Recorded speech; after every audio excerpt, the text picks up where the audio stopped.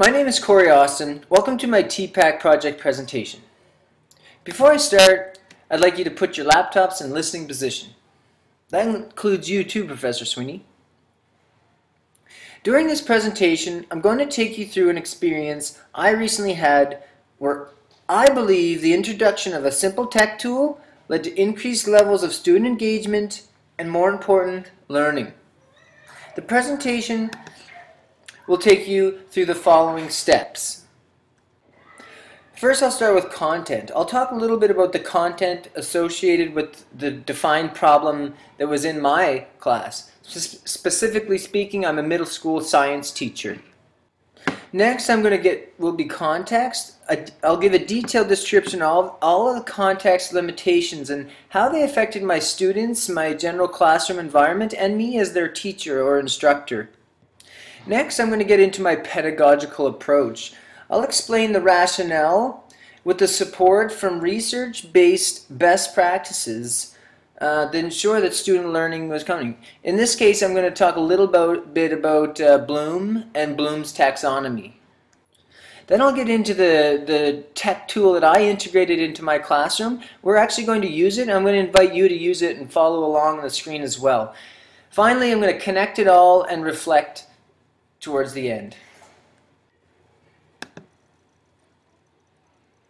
In grade 7 science, we give pre-exams before each unit of study. The pre-exam allows students to see any shortcomings they have before the unit begins.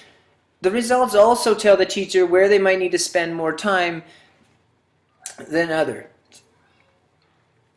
All the questions are tied to specific standards and benchmarks, and the students are responsible for tracking which questions they get incorrect in relation to the standards they fall under. So here you can see it's a chemistry pre-exam. The benchmark is listed here, and under this specific benchmark they have 3 questions to answer. Here's a second benchmark, again 3 questions to answer. After they're given their results from their pre-exam, they're given what's called a standard tracker. So what they do with this is they look at the first benchmark, and which covered questions 1 to 3. They check the results for those questions and they mark if they got it, almost, not yet. For example, if they got 3 out of 3, obviously they got it. If they got 1 out of 3, they're probably here at not yet. After the unit is delivered, the students take part in a post-exam. In most cases, the post-exam is pretty much the same as the pre-exam they took 6 weeks earlier. So in other words, these questions you see here are pretty much with the same questions that they're going to see on the post-test or post-exam. Once again, the students are given the results and are asked to track their progress on the standard tracker, matching their correct or incorrect answers with specific standards. So they come back to this tracker, and in the post-exam they track where they improved, where they might have stayed the same, or maybe they did worse in some cases. During that 5 or so weeks of studying, I felt we were doing labs and assignments that were nailing the standards and benchmarks. At least I thought so. We gave very detailed reviews for all tests and quizzes, which students often finished with great effort. The problem was that the results just weren't matching up on their final exam and really on their final tracker. This led me to the realization that many of my students were having problems with the wording and format of multiple choice questions. It wasn't so much the content. I could remember specific conversations where students would explain a scientific concept in great detail, but then get it incorrect in the test. I suppose this could be the case, since we never practice multiple choice questions in our daily lessons. I prefer my science class to be very hands-on and lab-based rather than practicing multiple choice questions. Now, in a way, I was limiting my students. I wasn't teaching them or allowing them to practice with multiple choice style questions. Again, this might have to do with the fact that I don't truly believe they are the best form of assessing what a student truly knows. There's no application when answering a multiple choice question. However, that's a whole other can of worms. Pedagogically speaking, I wanted to do a couple things to address this multiple choice problem I was experiencing. I knew simply taking out the multiple choice style questions weren't an option at this time, for various reasons. I wanted my students to gain more experience with working with multiple choice style questions. However, I wanted it to be engaging, collaborative, and in some way getting at that higher level of learning. I wanted students to dig through the material, apply their knowledge, and create their own multiple choice questions based on the material we covered. Here you can see an image of the 6 levels of cognitive domain of taxonomy developed by Bloom. At the bottom you see knowledge, and I think we can all agree that multiple choice style questions would probably fall under this section of the taxonomy. It's defined as remember previously learned material. So that's when they read the multiple choice question, remember the answer, and they shade in the little box. Now, what I wanted to do is move the level of learning up around here, more around the analysis, synthesis, and evaluation. Now, after seeing and using the tool, I could really relate to these 3 verbs especially. Compile, the students create, and they develop. Also, I will say they do a little bit of evaluating in a sense that they're looking and pulling out the good and trying to filter the bad. The timing couldn't have been better for the introduction of this tool that could possibly solve this multiple choice dilemma. I handed out the final exam review a week early for anyone who finished their work early or for those who wanted to get an early start.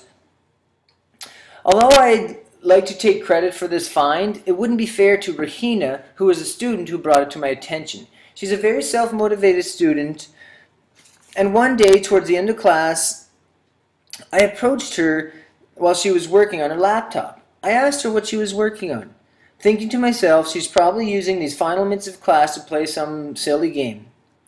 To my surprise, she answered, "Mister, I'm using this cool study tool to make flashcards for our millions of science exam vocabulary.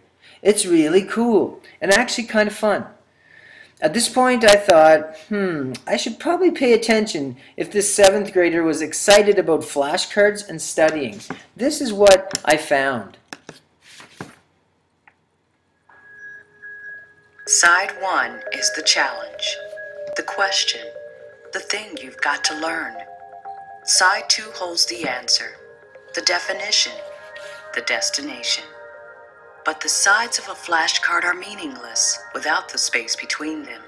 In that space, in that moment, you're teaching yourself an idea, sifting through millions of memories, connecting conceptual dots, interrogating your subconscious, manufacturing knowledge from information. Between the front and back of the card is you, learning.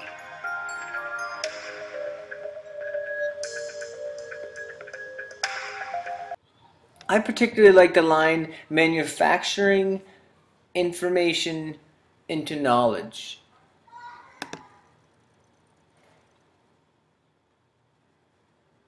Now, let's not wait. Let's visit studyblue.com. You can open up your laptop, and if you want to follow along as I show you a few features of the site, feel free. I'll try to move, not too fast so that you can actually follow along with me. The site should more or less look something like this. You might have a little bit of different page, but we can all join, or in my case, sign in. So while we're waiting for you to log in, here's the main page it brings me to. I already have an account. A couple things I'm going to show you, the features, are how to set up a folder in the backpack. I'm going to show you how to develop flashcards. Even how to attach a file from your files onto the flashcard. How to put your flashcards you developed into a specific backpack or folder you made. I'm going to show you how you can take a practice quiz with those flashcards you made. And I'm going to show you just quickly some of the share features that Studyblue has. First, I'd like to point out that this up here, Studyblue, this will take you home every time.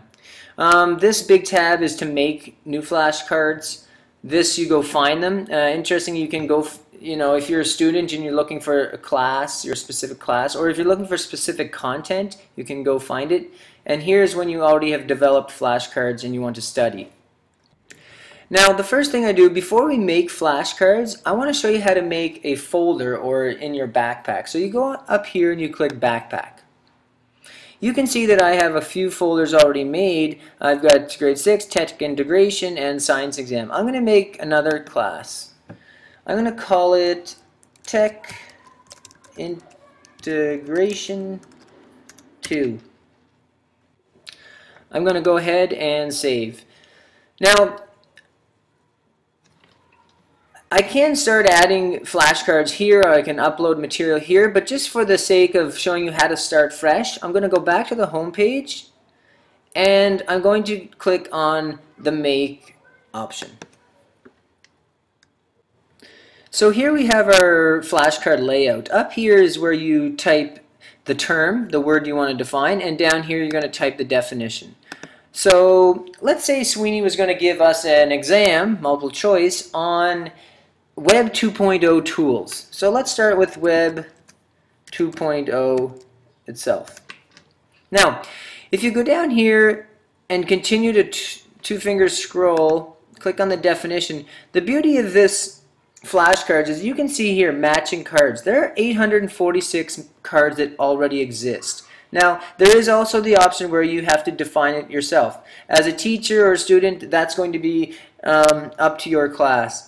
Now, as you scroll down, you can see there's a whole bunch of options for a definition for Web 2.0. You're going to go through them, pick out the garbage, and filter what's good and what you can use. Okay. Now, just for time's sake, I'm going to choose this definition. Now, so I've got my front and I've got my back of the flashcard. Now I'm going to go over here and add new card. Now I'd like to point out too, the site automatically filtered related material. So you see blogs, Web 3.0, social media, some of the words that we did have to define. So I'm going to say new card and I'm going to pick what is a wiki. Okay, let's define wiki. I'm going to take this out. Definition. Again, I'm going to scroll down to see, I can see there's 178 matches, and I'm going to go through what I actually like, what I don't like, and choose one. Again, I'd like to point out this feature here. This is where you can make an attachment to your flashcard. So if you have a file or something in, for example, here in your files that you want to attach to the flashcard, you can always do that too. So it's a great option if students have things on their computer or notes where they can get a proper definition. That's always an option there. Now, I just want to show you this. I'm going to add a new card. I know because specifically in middle school science, when my students were developing these, there are possible pictures too that come up. So I'm going to type in convex lens and see what comes up. You can see here it gives a nice diagram of convex lens and a definition. I can continue scrolling down to see what I like and I make my choice. Now the picture might be included in the practice quizzes that you get, but again, another interesting feature.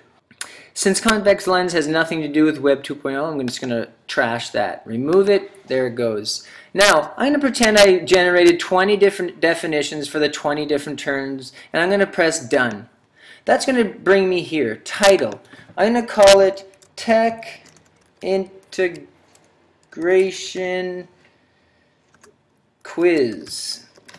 And it's going to ask me here, saved in what backpack? Well, I'm going to put it into Tech Integration 2. And save changes. Well, here I am back at the home page. Now I'm going to take you into my backpack and show you how you can study and take a quiz. So I'm going to go into Tech Integration. And here you can see my tech test, the cards that I made. I'm going to click on that. And you can see here's my 12, 13 words that I created. There's a few options. You can go to flip cards that looks like this, and it'll kind of quiz you. You flip it like this and you have to match it. Thumbs down if it doesn't match, thumbs up if it does match. Now I simply just came back from that option. Now let's say you studied and you feel like you want to take a quiz. You can take a quiz. You can choose up here if you want to mix it up. Multiple choice, true and false, type the answer. For this sake, I'm just going to show you how you can just make them all multiple choice.